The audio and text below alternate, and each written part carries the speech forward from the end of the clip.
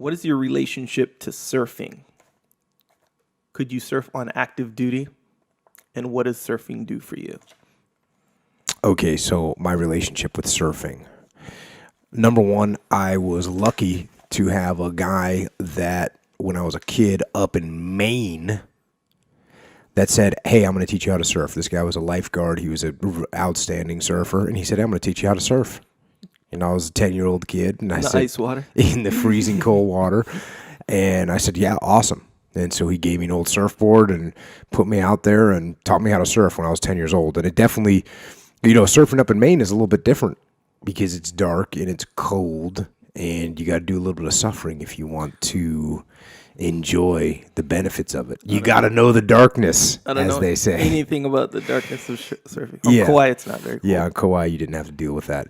So that's how I got into surfing. And surfing, a lot of people will tell you when you do it, it's somewhat addictive because it's a very kind of paradoxical thing because it's very relaxing and at the same time it's very kind of exciting, I guess is the word. You get a little adrenaline, but you get a little mellowed out too. So it's a very fun thing to do. Good for you. It's good for your brain. It's good for the soul. Right. And when I was on active duty, if you're on active duty in the SEAL teams, yeah, you can surf. And I definitely surfed. Sometimes I was more focused on surfing than others. When I really went BJJ crazy, I wasn't doing anything else with any free time other than jiu-jitsu. So but yeah, there's guys in the SEAL teams that actually manipulate their career around surfing because you can get stationed and you can go on trips to great surf spots and all that. And there's some pretty amazing surfers in the SEAL teams, in the military as well. But I mean, I only know about guys in SEAL teams. There's a guy named Ivan Trent, whose dad was Buzzy Trent, a famous old pioneer surfer in Hawaii.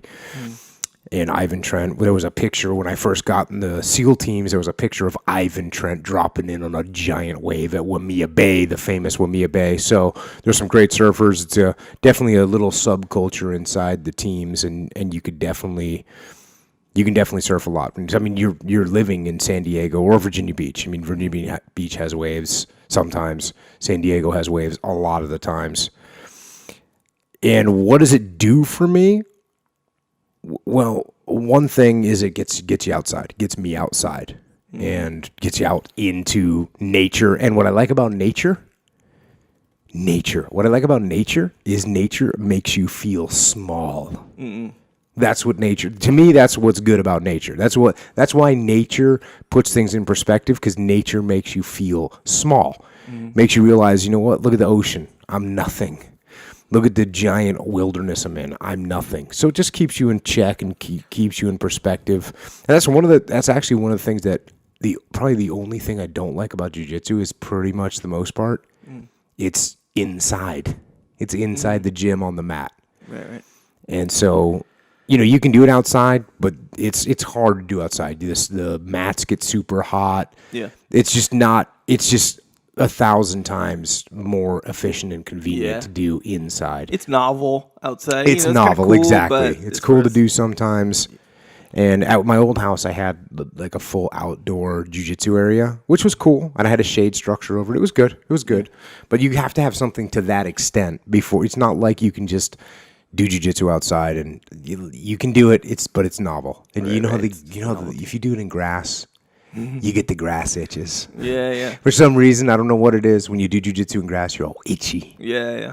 But even that's kind of not, how like, this is more when you're younger. When you first learn jiu-jitsu. Oh, yeah. When you first learn it, you're doing jiu-jitsu everywhere. Friend, you're at the party, and everything's a mat when you're a blue belt. Yeah, you're just looking at everything like it's a mat. Yep. And so I think with other people, some people, obviously you're not by the ocean, but anything outside, running, hiking, biking, swimming, even playing outdoor sports like soccer and shooting basketball outside, just whatever. Just get outside.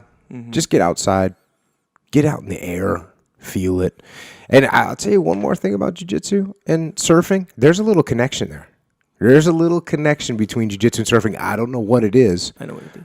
Do you know what it is? What is it? I'll Balance? talk about it later. Well, you got like even Kelly Slater, who's, what is he, the 11-time, 12-time champion of the world in surfing. He does jiu-jitsu. You got guys like Joel Tudor. JT. If you don't know who Joel Tudor is, he's just a legendary longboard surfer. Mm-hmm. And actually, he's from San Diego, so we kick it with JT from time to time. And actually, I see him on a regular basis at the longboard surfing contest because both his kid and my kid surf on the longboards. But Joel Tudor, who's a literally one of the most, many people consider him to be the best longboard surfer of all time. Oh, dang. Of all time. Yeah. Mm-hmm. You didn't even know he was that good, did you? I knew of all time. I didn't know He's that, but good. I believe it. And I'm not going to make that declaration because then a million people will say, no, it should be this guy. But there are many people in the world who consider Joel Tudor to be the best longboard surfer of all time. I met Joel Tudor in jiu-jitsu. Yeah. He just started coming, and Shannon was like, "Hey, roll with him. He's good at jiu-jitsu." So I was like, "Oh, cool." He was like a brown belt at the time, and I rolled with him. He's really good at jiu-jitsu. And I was like, "Okay, cool, Joel." And I see him during the day. It was like mellow group, and he'd come to the day. I'd roll with Joel sometimes. Yeah. I'd be like, "Cool, Joel Tudor. He's this kind of guy who's smaller than me, we'll say, and he's better than me. Cool." Mm-hmm. One day, you know who told me Joel Tudor was a badass longboarder? Who? Cake Nuts. Cake Nuts. Hey, is that Joel Tudor in that picture right there with Joel you and Shannon? I was like, yeah. How do you know? He goes, bro, that's a longboarder. He's so badass. That's funny. Yeah. And not only is he so awesome at surfing, his jiu-jitsu is sick too. Yes. So Joel Tudor's one, and then once you go Brazilian in this scenario, then there's all kinds of surfing going on because that's a culture down there. My first instructor Fabio Santos, he's a badass surfer. Hoyler, Hickson, even Kid Pelegro. Mm-hmm. He's So there's definitely and when you just meet guys surfing, there's like a decent chance that they train the jiu-jitsu. Right. And so you said you know what the connection is? I know of some connections, yes. Which major ones? Speak. Okay, so educate. Okay, so me. It's one of these things where kind of on the surface, it feels like you against this big wash of a challenge, right? Both of them. But really, it's not. It's not like this challenge that you take on. It's more of a challenge that you kind of just ride with, and it's more you yourself. So, and on top of it, and that could be anything, that could be mountain climbing, whatever. But this is jiu-jitsu and surfing. It always changes. It's not different. It may seem same in one way or another. It's same, but every single experience is different. Yeah, and it's not something you can just take control of. It's not one of those things. Yeah. It's you have to ride the wave. Yes. And in surfing, it's literally in jiu-jitsu, it's you got to go with it. You can't fight it. Just like you can't fight a wave. You got to, and it's and they're both that. Yes. So of course, they take balance, but those are just little small physical attributes. Right. Because other sports take balance too. A lot of them do. Yeah. But it's you. I mean, it's kind of a spiritual type thing to say. It's you against yourself. Right. But that's really what it is. It's like you have to improve yourself. It's not about conquering this, maybe psychologically it is, but it's still within yourself and it's constantly changing. That's getting philosophical. It's true though. But I like it. Yeah, no, that's good. And my last comment on that was both of them, both surfing and jiu-jitsu, they empty my brain out. They empty my brain out and they give me a nice clean slate to do other things with. Yep. So that's that. All right. For the record, it come from Kauai, but sorry to say I don't surf. Yeah. No. But, bruh, I used to shred bodyboarding and body surfing. Sponger. So, yeah, total sponger. Oh, and by the way, it's Waimea, not Waimea. Oh. I'm correcting you because you're my friend, but I don't want to be a corrector. That's correct. Correct? Correct. You give me okay. Yeah, absolutely. Well, it could be Waimea, I guess, right? It's just pronunciation. It's spelled Waimea, but I'm a gringo. What can I say? Gringo. Waimea. Waimea Bay. Hawaiian.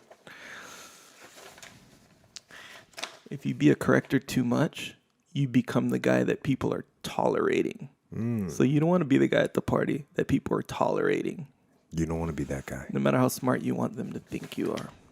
Well, you just proved your intelligence. You gave me permission.